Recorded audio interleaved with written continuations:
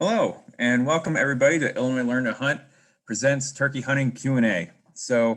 We opened this hour up, kind of like an office hour, to have anyone who had any questions at all over the past couple webinars we gave on turkey hunting before the season starts up here in a couple months. If they had any questions on turkey hunting at all, we could sit here and hammer them out. We appreciate you guys showing up tonight. Hopefully you have a couple questions in mind for us to answer. We did start off with some questions through email, so we'll start off with those before we get going. But just a couple of reminders, your microphones are on mute and you will not need to turn on your video at all for this, but you will receive a recording of this. There's no PowerPoint tonight, so you won't receive that. And you will still receive a survey asking you how this went and your different hunting backgrounds and things like that. So that way we can pass that information along to the DNR to help them kind of nudge them in the right direction to start opening up some things and some changes. So that way hunting is easier for those of us who are just beginning here. So with that in mind, we'll get started with Dan talking about some things that we got emailed to break the ice. Yeah, thanks, Jason. Yeah, so we'll dive right in, and like Jason mentioned, this is kind of just a few questions we received early on prior to the Q&A session starting tonight. So if you have any questions as we go through this, please drop them in the chat so that we can get through those. You can either use the chat or you can use the Q&A feature that's kind of pre-built in here to Zoom. But one of the questions we actually received from several different people was if asking if we could quickly go over the distinction on turkey permit types. And so we'll try to provide a little bit of clarification from that. So I'm going to steal the screen sharing from Jason real quick and share a few documents that'll hopefully make this a little bit easier to understand as we go through this. So here we go. So there's essentially two spring turkey permit types. And a lot of it depends on where you plan on hunting. And so there's kind of two main distinct groups. There's site-specific permits, and there's also what we call county-level permits. And the easiest way to kind of describe it is county-level permits are meant for private land and for land that is not managed by Illinois DNR. However, there are a few instances where you can use a county-level tag at a DNR site. And so that's what I want to really highlight, because obviously a lot of the turkey lottery is over at this point. So you may be looking, okay, well, I didn't get a tag. So am I pretty much out of options for hunting on public land? And at this time, you're not. So we're going to go over a couple of options that will hopefully help you kind of dive in and understand this a little bit. So here in the back of the digest, at the very end, there's this whole section that describes every single public land site in the state that's managed by Illinois DNR. And so if you look at this this huge table, you can see it's got pretty much every site listed, where they're at, but also on this next column, it kind of dives into what specific permits can be used at that site. So if you go down to the turkey spring column, you can see that there is a C or an S. And if you look at the key down at the bottom, it essentially says that C is that county level tag. So in this example, Anderson Lake State Fish and Wildlife Area, you could technically hunt that site with a county level permit. So you don't have to get a site specific permit for that specific site. And there's quite a few of them across the state. Now, if you are interested in doing one of this county level permits at one of these sites that allow it, you will need to pay special attention to the hunter fact sheets. In most cases, they limit how many hunters are out there per day.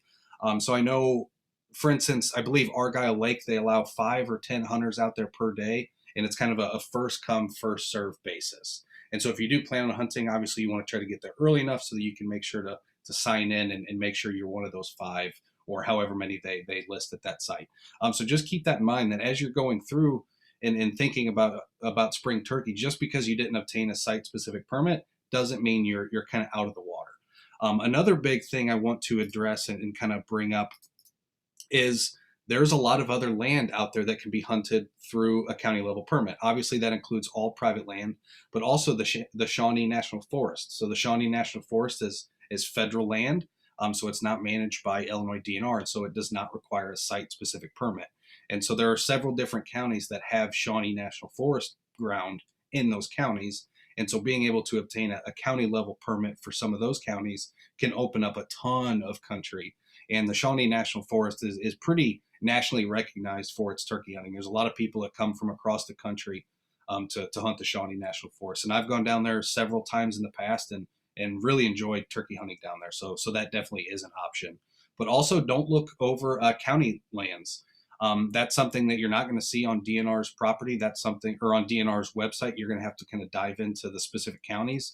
But a lot of the counties offer hunting at some of their county parks or park district places. And so that's another option as well to be able to hunt using a county level tag.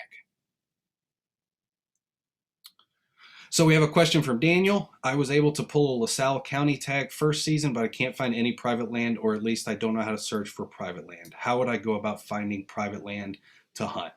That is a fantastic question. If you give me just a minute here, I'm going to log into a website that I use that I think makes this entire process a lot easier.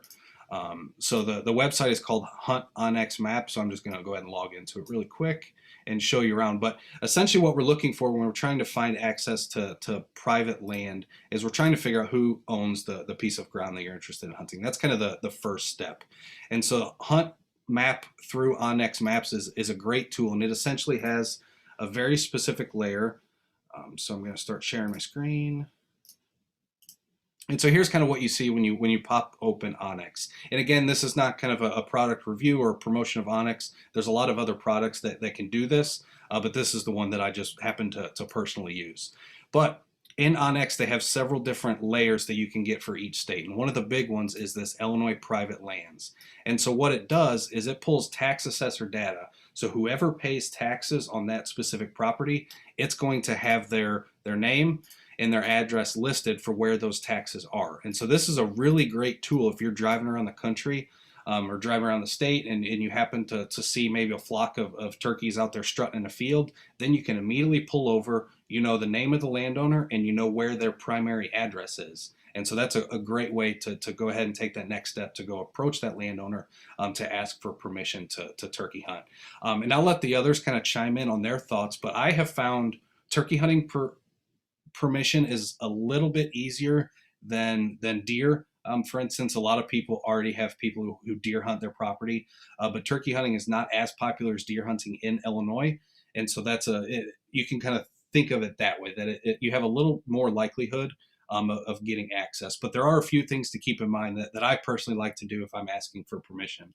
Number one is I want to dress somewhat nice. I don't want to come in bloody clothes or all camo, because I would say 90% of the time that I knock on a door and ask for permission, even if it's a farmhouse, it's going to be the wife that either answers the door or the husband is going to pass it on to the wife, because normally that's who kind of makes those decisions for the farm. And so you want to be presentable so that when you have those conversations, they can see that you're reliable, you're an upstanding citizen and things like that. But what I have found to be particularly fruitful is to offer some kind of some kind of service or offer. So for instance, if you have a specific trade or skill set, maybe you're a welder, a plumber, maybe you do a lot of landscaping, or even if you just, are a person who can provide some manual labor. Oftentimes a lot of that kind of action can really influence their decision. Because again, it just shows that you're a little bit more interested and that you're a little bit more, how do I say it? Kind of upstanding above other people who have knocked on the door in the past, because a lot of times all it is kind of setting yourself a little bit higher than everybody else who may have already asked. Now, when you do go knocking on doors, you're going to get a lot of no's. Don't let that discourage you. That's just kind of the nature of the beast. The majority of the time, you are going to hear one of two things. One is going to be they either have a friend or family member who already hunts that piece of ground, or two, they're going to be concerned about the liability aspect of allowing you on their property. Now, there is state legislation that has been signed. It's been, a law in Illinois for, several years now, maybe probably a decade or so, but it's essentially says that if you do not provide financial compensation to that landowner, they are not legally liable for you injuring yourself on their property. So as long as there's no kind of transfer of money, you can give them meat, you can give them beer, you can do all these things, but as long as there's not that set limit of you're transferring money from you to them to allow to give you hunting permission, then they are technically not legally liable for you on that piece of property. Now, a lot of times that doesn't really mean a whole lot to a farmer because that's kind of their livelihood. And so DNR has put together, I don't have it pulled up right now, but they put together kind of a little liability waiver that you can find on their website. And it's essentially a non-legal binding agreement that says I'm not going to sue you if I get hurt. And both parties kind of sign it and move on. And so that's another thing that can just help elevate you just a little bit more over some other people who have potentially knocked on their doors in the past. So yeah, plat maps are a great way to find that landowner contact and then follow through with that. And what I have found to be the case quite often is your first connection with that landowner, you're likely not going to get permission. It kind of takes a building block. And so think small. I like to start off with squirrel hunting or even some small game hunting or maybe just some hiking and some birding. A lot of times that can start to allow you to build a relationship with that landowner so that over time, hopefully you can begin to transition to get hunting permission.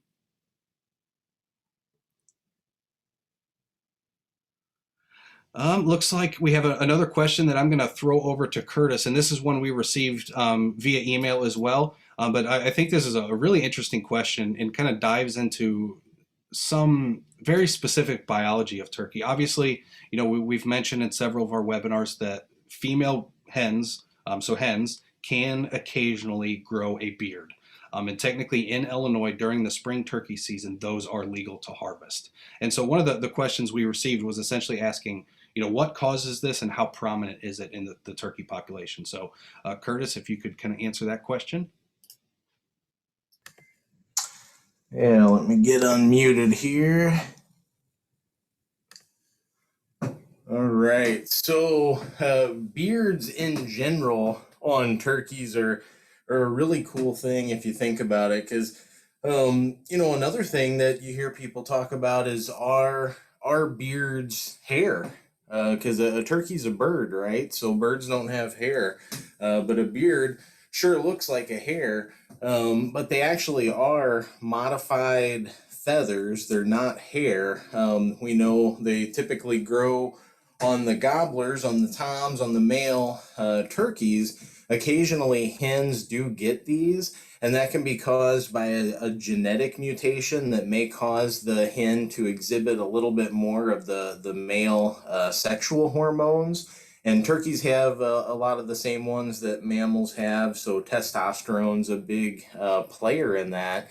But yeah, it can vary depending on region. Like it could be as low in Illinois, bearded hens make up less than, I think it's less than 2% of the harvest. And just as far as out in the landscape, it can kind of vary from about 3 to 20%. So in some places, it can really become quite prevalent. And in those areas, they've even looked at the nest success rates of turkeys, of bearded hens versus hens who don't have a beard, to see if there's anything going on that might affect the nest survival there. And they basically didn't find any difference at all. So they had the exact same brood size, the exact same likelihood of success, and really no difference at all. So it's not doesn't seem to be any sort of impediment to the turkeys. But another cool thing I want to mention about beards is they've recently sort of discovered that a whole lot of non-avian dinosaurs had feathers or precursors to feathers, and actually they call them filamentous integumentary appendages, which is a really cute name. You can't say too many times fast, but anyway, so these feathers that a lot of dinosaurs had resembled turkey beards. So not the feathers that we're familiar with on birds, but these sort of modified turkey feathers, or modified feathers that make the beard, which in the turkey, the only known use for the beard is sexual selection. So it's a way for a male to show that he's old, that he has good fitness and all that, but there's really no other use to the beard. Same thing with all those wobbly bits on the gobbler's head. So you got kind of it's called the snood, is the appendage that kind of falls over the beak. Again, just for selection, all the little knobs down at the base of the neck are called caruncles. And again, these, when the birds get excited and the testosterone gets flowing, these things really turn bright colors, red, blue, and white. And it's a way to display to the hens that they're fit. They would be a good breeding partner, be good genetics to pass forward. But really, really cool structures. And another cool thing we got to talk about when we're talking about beards, they continue to grow throughout life. And at first, you might not think that's a cool thing, but think about every other feather on every other bird. It has a very definite size that it grows to, and then it stops. And if a feather is a dead thing, and then generally once or twice per year the bird will molt it and grow a new one. But the beard, it never molts. It continuously grows throughout the bird's life. The maximum size, though, even on really old birds, around 12, 13, 14 inches is max, because even though they keep growing, they also start dragging on the ground at that point, and those bristles break off. So a really, really cool adaptation that we get to see on turkeys, and it's kind of a connection back to dinosaurs. So what can be cooler than that?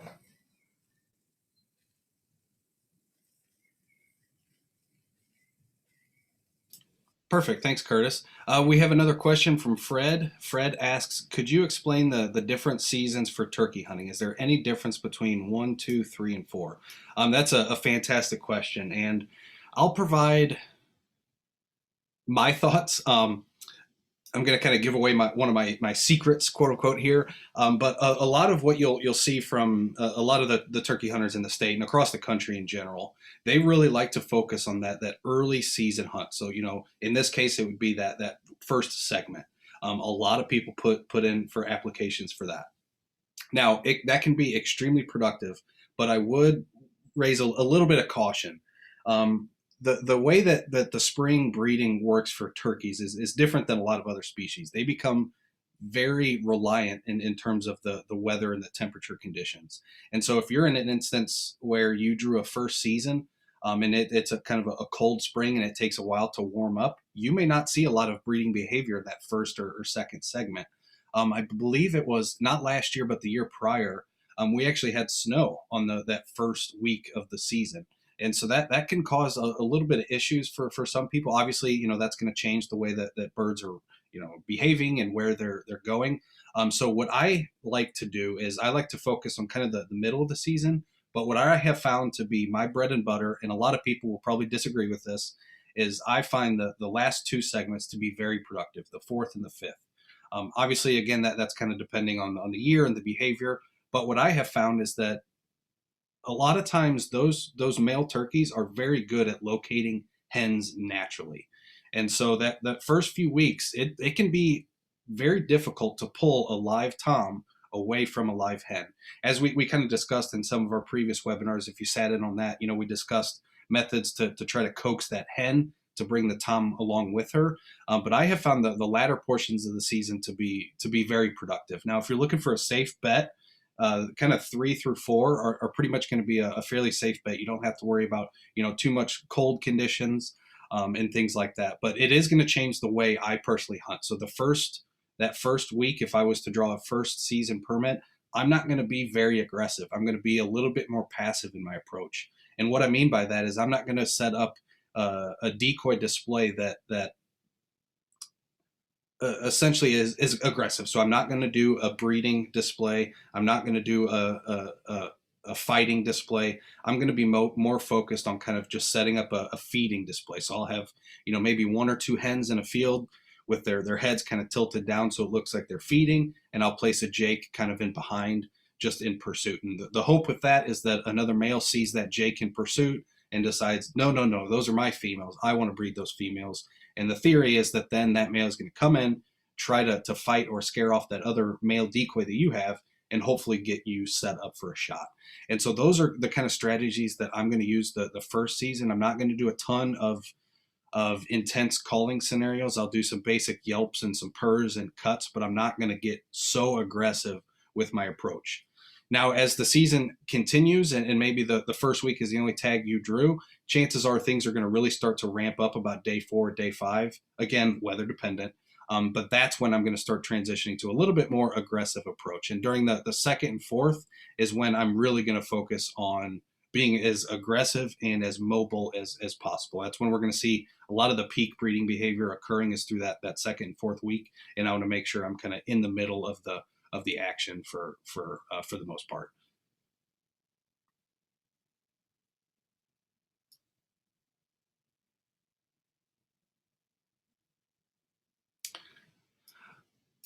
With that, we have another question from email.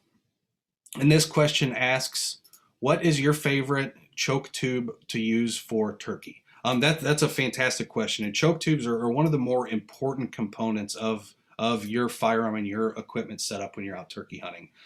Historically, shotguns were constructed to be kind of this smooth barrel. They were just a solid barrel. They didn't constrict at all, and they had kind of a maximum range of about 20 to 25 yards. Any further than that, it was really pushing it. Hunters and shooters started to realize they wanted to increase their range a little bit with shotguns, and so that came up with the development of chokes. And these chokes are essentially just constricting the muzzle of that barrel to constrict that shot string to allow it to go out further with more impact at various distances. And kind of the first iteration of chokes was actually choked barrels. So now we have, with modern shotgunning, we essentially have these removable choke tubes that you can screw into the muzzle of your shotgun. When chokes first came out, you had a choked barrel. So some people would buy multiple barrels for a certain shotgun, or they would have multiple shotguns. But now we have the option and the freedom to just be able to purchase different choke tubes and change that out really quick. Now for turkey, I'm going to personally use an extra full, which a lot of people will call a turkey choke. That's kind of the standard terminology there, is just a turkey choke, but it's technically an extra full. But what that does is it allows you to get an effective range to about 40 to 45 yards, depending on your shot shell selection, what gauge you're using in your specific shotgun. But with the shotgun I use, I can pattern for about 40 yards with a 3.5-inch shell with an extra full, and I can get the majority of my pattern still within a paper plate size. And so that is perfect. That's going to ensure that I get a nice, quick, ethical harvest when I pull that trigger. So a full or an extra full are kind of the two best options. Now, I will say there are instances where a turkey will kind of sneak up on you. And in that case, it gets really difficult if you have an extra full choke. Maybe that turkey's at 10 or 15 yards and you're using an extra full choke. That can make it almost impossible to get an accurate shot, because essentially at that point your shot cloud is so dense that it's almost like firing a single projectile. It has had no distance to spread out. So if you're in a case where that turkey is extremely close and you're set up with an extra full, you may have to let that bird get a little bit of distance before you pull that trigger. Same can be said with pheasant hunting. Obviously, if you have a full choke in and that pheasant flushes and it's 10 feet, or 10 yards in front of you and you take the shot, you're going to have very little meat left because it's just going to destroy that animal. And so the same concept kind of applies. You don't want to have, too tight of a pattern that it makes close distance shot difficult. But primarily with turkey hunting, your average shot is going to be about 30 to 35 yards is fairly typical.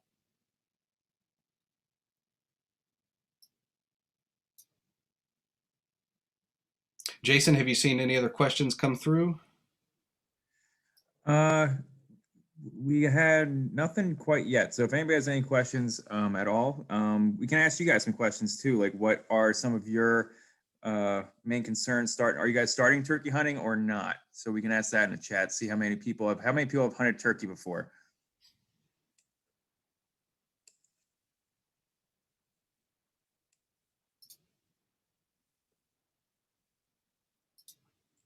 Oh, looks like we got a new question from Sam. My buddy and I are totally new to hunting and interested in starting with turkey using bows. Any advice on getting started, tags, etc.? Well, first of all, welcome to the world of turkey hunting, particularly archery hunting. Um, it, it's archery hunting, especially for turkey, is one of the more challenging quote unquote types of hunting that you can do. Obviously, you have to get very close to these animals with archery equipment. But one of the more challenging aspects of archery is turkeys have some of the best eyesight among game animals in this country, bar none. They have an excellent ability to detect minimal movement. I like to say that a turkey could pick you up blinking from 15 yards away. They're that good at detecting movement. So that's going to make archery a real challenge. But it certainly can be done, and when when it all comes together, it's extremely satisfying, for lack of a better term. But the big thing you'll want to remember with archery hunting, specifically with turkey, is that when you're drawing your bow, you want to make sure that bird is not, that his head is down. If his head is up, even if he's looking this way, they have very good peripheral vision. They can still pick up on that movement as you're drawing a bow. So my first step would be obviously to secure tags. So the way Illinois does our turkey tags is through a lottery system. And so we've already missed the first, basically all 3 lottery applications for this upcoming spring. But there is an over-the-counter period that will start. I'm blanking on the exact date. It's coming up in 2 or 3 weeks. Maybe Adam can find that and drop it in the chat for us. But the over-the-counter period is going to be coming up fairly soon. Now, the over-the-counter tags are going to be those county-specific tags that we discussed earlier. So none of the site-specific tags for DNR sites are eligible over the counter. They're pretty much all gone at this point anyway. Typically, after the first lottery, most of the site-specific permits are gone or claimed for the most part. But you do have several options still. Obviously, you can look into the Shawnee National Forest or some of the county areas that we discussed a little bit earlier.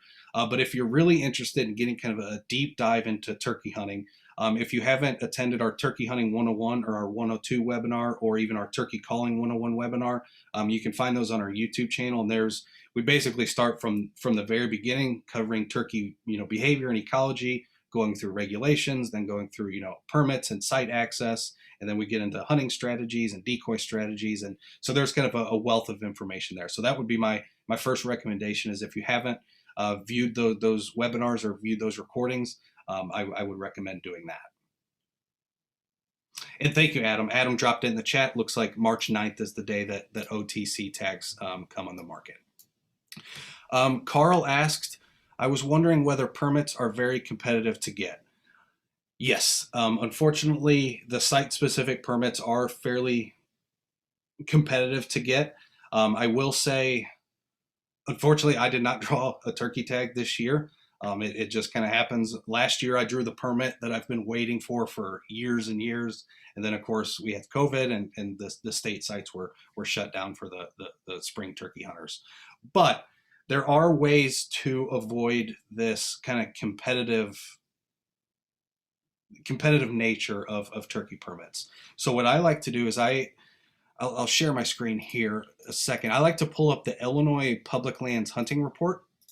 I think we've covered it in several of our webinars in the past, but this report is really good because it does a real deep dive into the overall numbers of public land hunters, the number of species that are harvested at that specific site.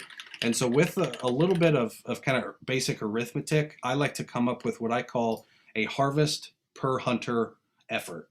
And so essentially what that tells me is how many hunter trips were there and what is the success rate of that specific place. Because what that allows me to do is compare site to site, site to site, and have kind of a unique uniformity in terms of the data. Because if you just look at overall harvest or overall hunter effort, that there's going to be a lot of factors that play in there. So I really like to focus on kind of this concept of hunter harvest per effort. But along those same lines, what's really impactful about these public lands hunting report is they're going to tell you how many hunter trips were at that site. And so that can be really good information for your turkey lottery. If you see, a lot of turkey hunting occurring at that specific site, chances are it probably gets that those permits get claimed rather quickly. So here's kind of a quick look at what the hunter fact sheet is, or what the public lands hunting report looks like. And so you can see it's this huge database of every DNR site in the state, what that site is classified as. So whether it's a special habitat area, a state park, a state fish and wildlife area, they have so many different state recreation area. There's a bunch of different classifications, but it also tells you the total acres of that site, the total huntable acres. But here's where it gets interesting, is it starts to dive into total hunter trips. And so that tells me how prominent a site is and how often that site is used by other hunters. And then again, you can see how many harvests were at that specific site. And so if you were just kind of going through here, you see, okay, this site, Big River, had 12 spring turkey harvested last year. Okay, that's a good number, but maybe you don't really know how to relate that. And so that's where coming up with a harvest per effort can hopefully help kind of refine that data and give you a good indication of some of the sites that are worth applying for. And that's one thing you'll have to decide. Do you want to try to put in for a site that typically has a higher harvest, but the likelihood of you drawing a permit for that site is a little bit lower? Or would you prefer to put in for a site that, the harvest may not be as high, but the chances of you drawing a permit are higher? I personally kind of focus on the side of effort. I would rather get a permit for a place than I would focusing on kind of the prime places. I would rather get the opportunity to get out. Carl asked, any recommendations for how to find a good spot to turkey hunt? Well, again, kind of like I just mentioned, the Public Lands Hunting Report is a really good tool for that if you're in terms of looking at public DNR sites. But the easiest way for turkey, especially this time of year, we're starting to see what I call the winter flock breakup. And so the natural behavior of turkey is during the fall and winter, they're going to be grouped up in these large flocks. Sometimes you might see flocks of up to 20 or 30 different birds at one time. And oftentimes it's going to be a hen flock, and then there might be a tom or a male flock that has, toms and jakes adjacent to that hen flock. But what we're starting to see this time of year is those males are starting to break up, and they're starting to disperse into their kind of what we could call their breeding range, so to speak. And so now is when I think putting the pedal to the road and just driving can be a real productive way to scout for turkey, particularly if you're out there, maybe at dusk or at dawn. Very often you'll start to see these turkeys be a little bit more out in the open this time of year than you would, maybe a few months ago or something. So now is when I'm doing a lot of scouting, and a lot of that is just driving, looking at different fields, looking at different, riparian areas. And so what I'm looking for, I'll pull up Onyx maps again here in a minute, but what I'm really looking for is an area that looks conducive for turkey in the spring, particularly during breeding season, because there's a few kind of key habitat requirements that they are looking for. And one of the biggest is access to open fields. Turkeys do not like to walk through tall grass, especially if it's what a lot of people say is if the grass is taller than where the beard starts on a turkey, that they're not going to want to walk through it during the spring, because he's going to want to be out there strutting. Kind of like we mentioned earlier on, in nature, the male turkey is trying to convince the female to come to him. Now, when we're turkey hunting, we're kind of reversing that trend, and we're trying to convince the tom to come to us as we act as a hen. But in nature, he's out there trying to display. He's strutting and showing off all his beautiful plumage. He's gobbling his head off and trying to get the attention of females. And so they want a nice kind of shallow grass so that those hens can actually still see them. And so I'm looking for an area that has a good mature stand of timber. Primarily in Illinois, that's going to be kind of an oak hickory forest. You'll also find a lot of turkeys roosting along riparian areas. So I'll start sharing my screen here. Perfect. And so this is what when I refer to a riparian area, it essentially means near a river, near a creek, near water is kind of what a riparian area means. It is very, very, very, very, very common to find turkeys roosted near or in these riparian areas. So if I'm looking at specific pieces of either private land or public, those are some of the things I'm looking at. is I'm looking for a riparian area. I'm looking for some of these more open areas that are maybe not, full native prairie stands. Now, another habitat component that's going to be needed this time of year is that prairie grass. So hens are turkeys are what we call gallinaceous birds, and so that means they're ground nesting, similar to pheasants. So we're all familiar with robins and cardinals and some of these other songbirds that lay nest in trees. Gallinaceous birds lay nests on the ground, and so they need a very substantial stand of prairie grasses to be able to create and safely kind of monitor a nesting site.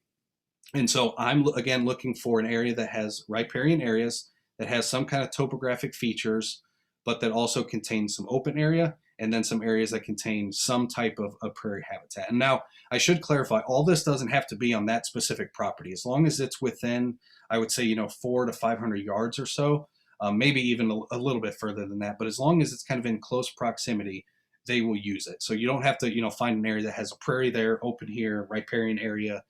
You just want them all kind of contained within that kind of close knit area that can actually be that bird's home range.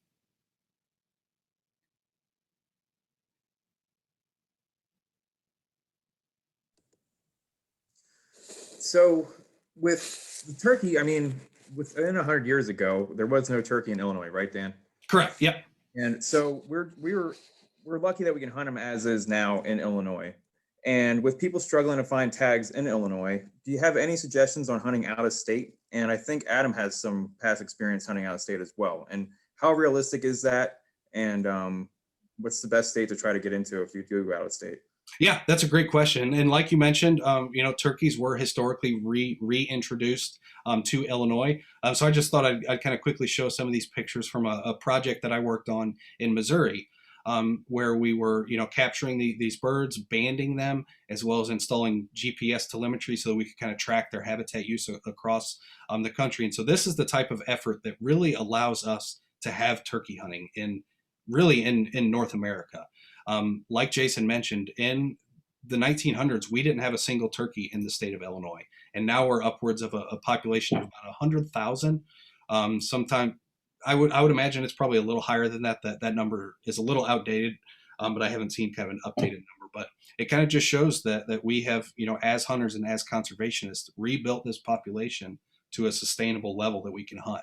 And there's a lot of really good hunting opportunities all across the Midwest. And turkey hunting, I'll let Adam discuss Wisconsin in particular, but turkey hunting is one of those types of hunting or hunting activities that lends itself to be able to go to different states. The out-of-state permits are not near as high as, let's say, deer hunting. If you were going to deer hunt as a non-resident in Missouri, you're going to pay a pretty penny, maybe $250, $300. I believe it was last time I looked, where turkey hunting is oftentimes under 150. And so there is a lot of opportunity in other states to look into, particularly if you're looking in the Midwest. Illinois ranks near the bottom in terms of public land access. And a lot of that is just due to the nature of Illinois. Illinois is big ag. Obviously, there's a lot of soybean, there's a lot of corn being grown. In other states, they don't have as competitive an ag market as we do here, and so there's a lot more public land. So in Illinois, we're at about 2.7% of the entire state acreage is in public land.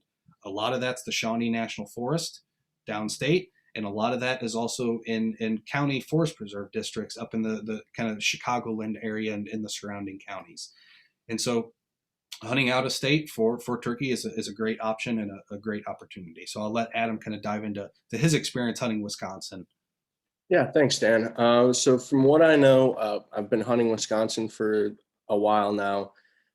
It's pretty nice to have a first-time buyer's license fee of $70 for turkey hunting.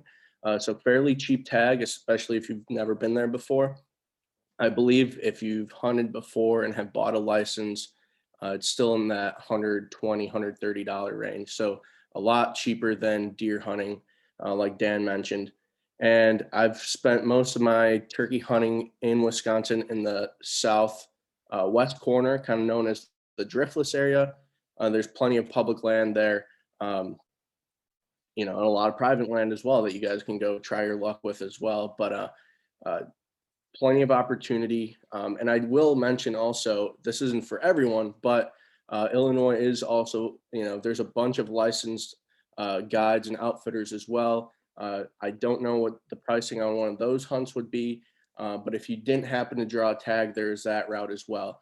Especially if you've never hunted turkeys before, that might be something you want to check out. Obviously, somebody would go with you and kind of call the bird in for you, show you the ropes, and let you hunt that way, which might not be a bad way to learn for your first time. So plenty of guides around everywhere, plenty of turkeys out of state. All the states around us, like Dan mentioned, are really good. Missouri, Iowa, Wisconsin, Indiana. So kind of every which way you go out of Illinois, you're going to run into good turkey hunting. So definitely check that out if you did not draw a tag in Illinois. And one more option I'd like to bring up is the Illinois Recreational Access Program. It's essentially a program that takes land, that takes interested landowners and provides open access to the public for hunting. So here's kind of a quick rundown of their website. If you just Google Illinois Recreational Access Program, it'll pop up the Illinois DNR's website, and you can click on turkey hunting. Now, the youth application period did just end on February 22nd, but essentially what this does is it provides additional access. And the nice thing about IRAP is you can use county level permits for it. So if you are unable or perhaps ineligible to draw a permit during the traditional lottery, this is another route to look into. And this is, again, you're getting access to private land. My wife and I actually drew an IRAP permit this year for deer archery. And we essentially had an entire 50 acres to ourselves for, I think it was 2 weeks. And so it's a really great opportunity because, again, you're getting kind of prime access to a piece of land that doesn't get a ton of pressure, that's been managed well, and has a substantial wildlife population. So the IRAP program is definitely another one to look into if you're interested. But one thing I want to bring back, I mentioned this kind of concept of gallinaceous birds and ground nesting birds. So here's a video I took a few years back. This is actually a female bobwhite quail sitting on her nest of grasses, but you can see how important that vertical structure of the native warm season grasses is to these eggs and into the nest. And so that same concept is true with turkeys and with hens. So we do want to have some type of prairie grasses or tall grass field kind of in the immediate vicinity for those nests to survive. And so if you're looking for areas that hunt, again, you want to focus on areas that do have some component of this tall grass habitat that the hens will use. Otherwise, chances are they're not going to be in that area. I did see we had another question from CM Darrow. I've never been turkey hunting. A lot of the pictures show a hunter sitting against a tree and without cover between him and turkey. What is a turkey's field of view, and what are the best times to move your gun in relation to the turkey's head/eyeball location? Excellent question. So there's a few things there, so we'll take it kind of step by step. A lot of what you're going to see when you're turkey hunting is going to be you plunking down against a tree. Again, when I'm turkey hunting, I'm very mobile. It's not like deer hunting where you're in a spot and you're kind of set in stone for that spot for the evening or the morning sit. With turkey hunting, I'm in a spot for 30 minutes. I'm moving. If nothing's happening, then I'm going to pack up and try to locate another male to try to make a play on. And so having the option to just quickly plunk down against a tree and just get set up really quickly is really advantageous. And so that's one of the reasons why you'll see a lot of people hunting that style, is just because it's so mobile and so easy to get set up. Now, what I wear is they've started selling, I believe they just call them turkey hunting vests, but they have kind of a built-in seat that just kind of flaps down and hangs down.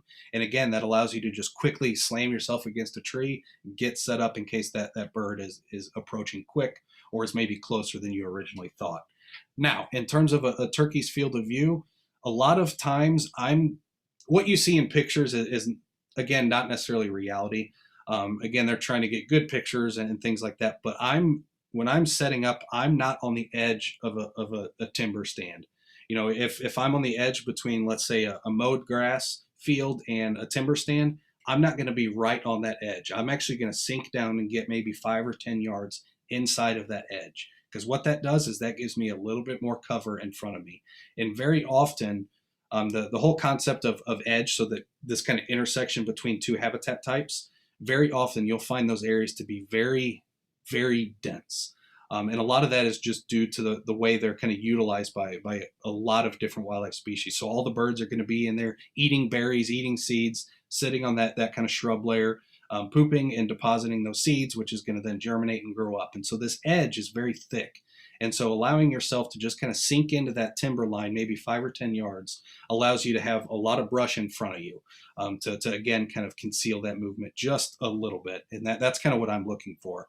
Now, when it comes to movement with your firearm or with your call, if I have let's say I have a tom and he's approaching me, typically I'm going to put my decoys kind of in a offset direction, I guess is kind of the best way to say it. And the whole concept of that is so that they're not looking at me, they're looking beyond me, and they're looking at the decoys that are, again, beyond me, in the hopes that that keeps their attention. So I can still move a little bit, but they're not looking for me. Now, if you were to set up the decoys between the tom and you're going to be in a much more difficult situation, because as he's looking at those decoys, he's going to see any movement you make in the background. And so again, just having that proper setup can really alleviate a lot of these issues. But once you get kind of set up and you get in place, and that tom's coming in, he's strutting, he's going to very commonly, they will strut for 5 or 10 yards, then they might kind of turn around and strut back. And so those are the little bits of movement that I'm looking for. As he's strutting, he's not going to just be walking in kind of the same direction. He might be kind of spinning and kind of veering off. So when I see the back of his head, that gives me a pretty good indication that I can just do a quick movement to get set up. Again, I'm not doing big movements. I might just do a bunch of little micro movements to get myself set up. But when I'm plunked down against a tree, very commonly I'll have my knee up. I'll have my arm kind of resting on that knee with the shotgun set right in my arm. So I'm already ready. The second that bird comes, all I have to do is just make a quick movement, and I can take the shot. And that's where diaphragm calls can really come into play too, because then you don't have to worry about making movement with your calls. So you can wear a face mask that covers over your mouth, and then that allows you to use that diaphragm call without any big movement. And if you're not entirely comfortable with the diaphragm call, that's perfectly fine. They do sell pot calls or slate calls that have elastic bands that can basically wrap around your leg. I find those to be very advantageous too, because again, the way I'm set up with my knee, with my gun sitting right in my hand, then my call is sitting on that same knee, and I can just quickly make these movements, hands free, just with one hand. And then when I need to maybe take the shot, I can just quickly set that stylus down, pick up the gun, and I'm in place and ready. And so that's kind of the main strategy is, again, just try to get yourself 5 to 10 yards inside of that wood line so that you have a little bit more cover, and then just be cognizant of where he's looking. But hopefully, if you've set your decoys up kind of correctly, he's going to be focused on those and not so much focused on you.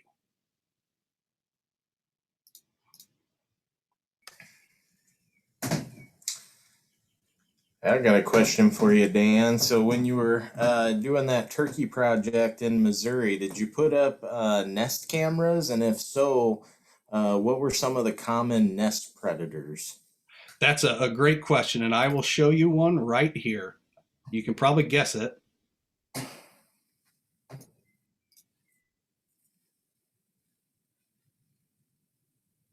The possum.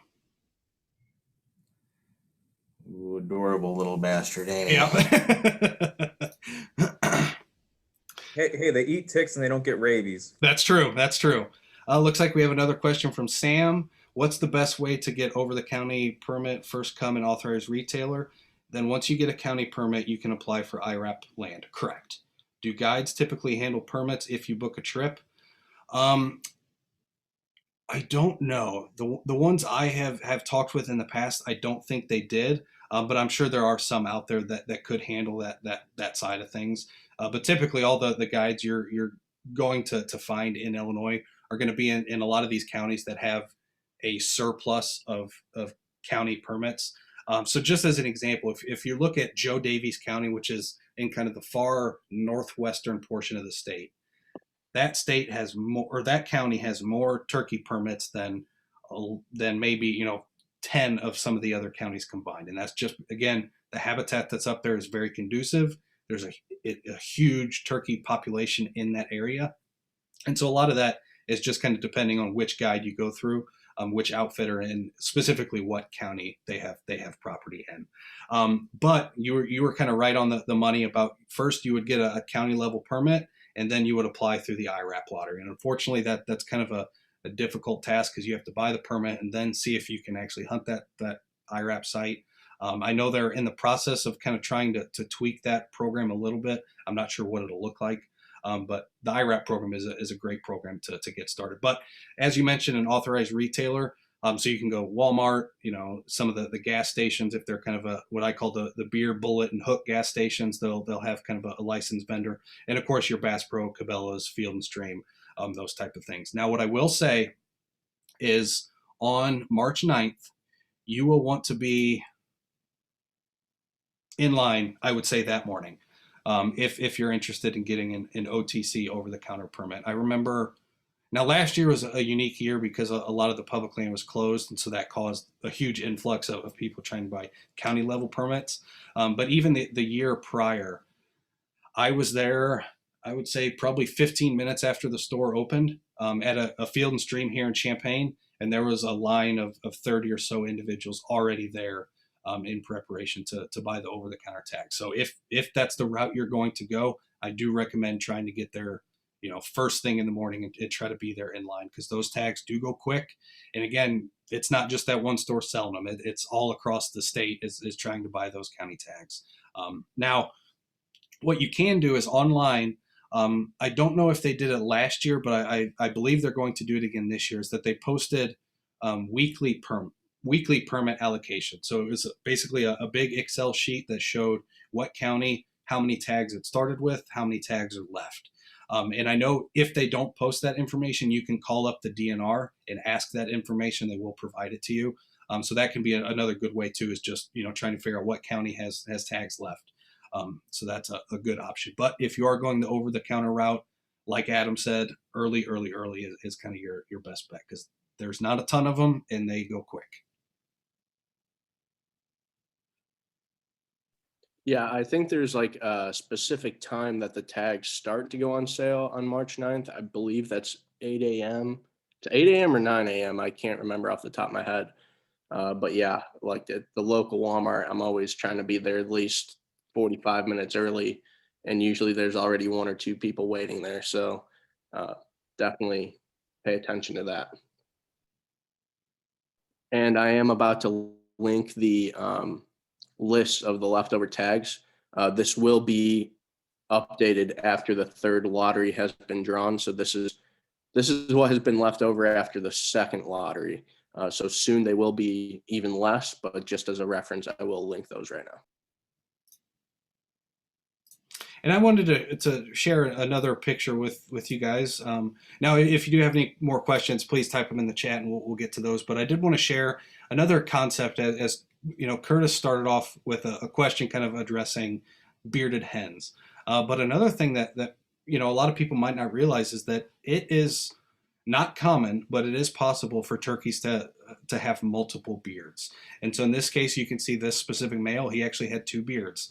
And so he has one kind of full beard and then a smaller one. And I think the most beards on a bird that I've ever seen was about 8 or 9 on, that's kind of, I think, the world record. Now in person, we did, when we were doing this turkey kind of research project, we did capture a male that had 4 beards, and they are all kind of very small and slender like this. So you have the main beard that's kind of bushy and long, and then you may have some of these smaller beards. So I just think that's kind of cool to share. Just wanted to share that picture with you.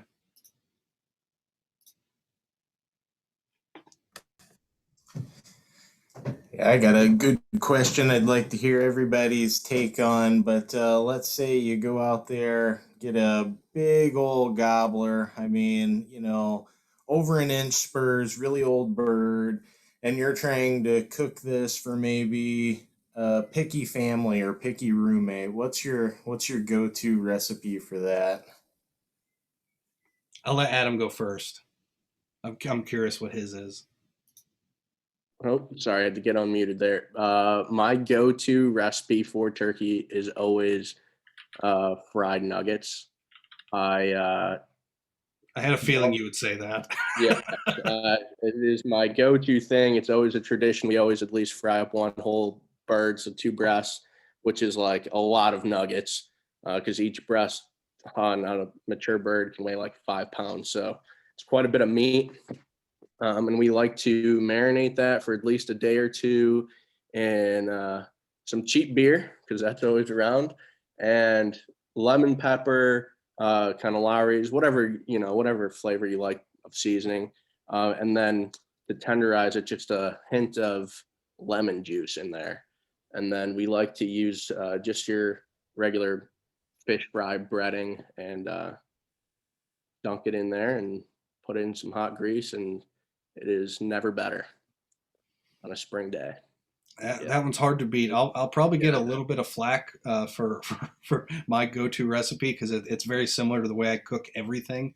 So my wife and I are big breakfast eaters. We like to eat, big brunch, even if it's for dinner. So a lot of our venison we turn into breakfast sausage, and we also do that with turkey. Steve Ranella of the Meat Eater fame has a very good, I forget which specific book it's in, but he has a very good turkey breakfast recipe that does turkey sausage, and it is to die for. So if you're looking for something a little bit different, that's one I would go to, and that's what I like to use if I kill, like Curtis mentioned, maybe an older bird that's got a long beard. He's maybe 3.5, 4.5 years old, or 3 or 4 years old. That's when I'm gonna really turn him into sausage, because again, that you're going to add some pork fat, so that's going to add a little bit of flavor and a little bit of moisture to a fairly lean meat. Wild turkey is fairly lean in comparison to some of the store-bought meat that you're likely to eat and cook with. And so I have found for a lot of the older birds that breakfast sausage is one of my all-time go-to ways to make it. And so if you're looking for that recipe, you can find it through Meat Eater. I think he even did a full video episode where he actually showed that recipe being prepared. But it's an easy one, and it tastes fantastic. How about yourself, Curtis? Yeah, I mean, I'm a big fan of the fried meats too, so I'm in the same boat with Adam. I will say that sometimes, even if it's a big old bird, you can pound it out if you got a meat hammer, or even using the back of a big knife, and making like a schnitzel. So pound it out flat and then bread it, and that helps you cook it real fast, even cooking times, and makes it even more tender. But another one I really like, and adds it up or mixes it up a little bit different than the fried, is just if I'm cooking it in stock, so keep it underwater, keep it moist, and like in a turkey bag, cook it up to at least 165, and then just chunk it up, and make a gravy with some of those drippings, and mix the turkey, put in some onion, mushroom in that gravy, and just kind of use that turkey gravy onion mushroom mixture to put over mashed potatoes. And that seems to be a great way to get kids to eat it, and anybody who's picky, and good comfort food, I guess, and it lasts a long time. I do have to agree with Curtis on the schnitzel. If I don't have a deep Schnitzel, I was just about to say that. that is my second go-to. Obviously, I like it. It's one of my favorite wild game meats, honestly. So I like to cook it any which way, but frying it gives it that little special touch. And I believe the schnitzel recipe is in the Meat Eater books too. So if you guys check that out, and if you are making schnitzel, always drizzle a little bit of that fresh lemon juice on top. That makes it very, very good. And if you can pair it with a few morels on the side too, you can't beat that. Oh man, I'm getting too hungry. We should have done this before dinner time.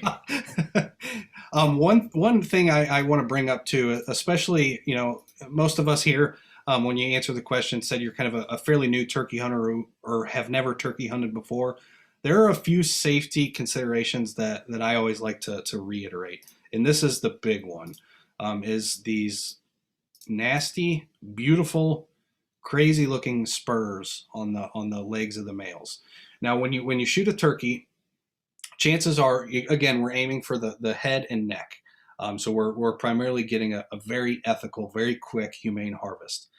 But very often that bird is still going to be flopping on the ground. 9 times out of 10, it's already deceased at that point. It's kind of some of the muscle contractions. Do not go, immediately after you take the shot and try to grab that bird by its legs.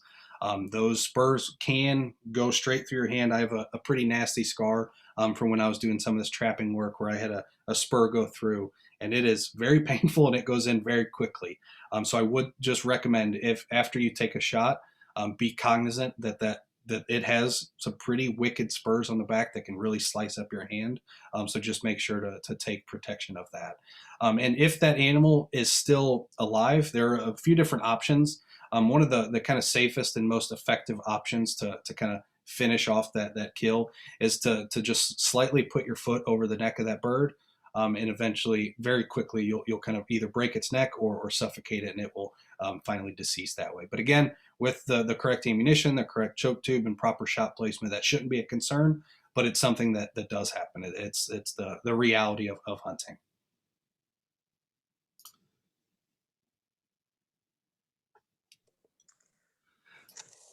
But with that, we've approached 8 o'clock, so we'll stay here for a few more minutes. If you guys have any last minute questions you want to drop in the chat, we'll go ahead and address those really quickly. But if not, we want to thank you for joining us tonight. Hopefully you learned something and took something away. I certainly enjoyed just kind of being here and talking. So be on the lookout, because we'll probably continue this kind of format in addition to our normal kind of more structured webinars. We'd like to offer some more of these kind of live chats where we can just kind of address questions, share stories of hunts that we've kind of been on recently, and kind of share different tips and tricks that we've kind of found over time. So with that, thanks for joining us tonight, and we appreciate it.